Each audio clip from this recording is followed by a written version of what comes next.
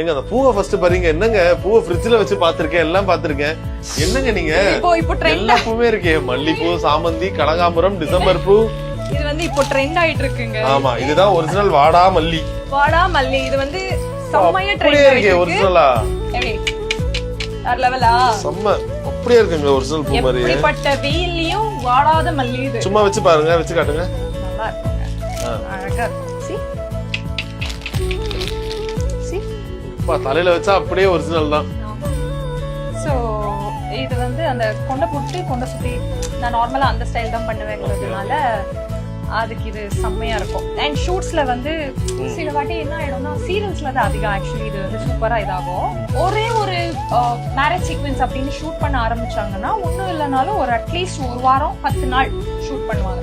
10 நாளைக்குமே பூ வாங்கணும்னா பாவம் எத்தனை பேருக்கு பூ வாங்கணும்? அப்போ ஆரம்பிச்சதுதான் இது.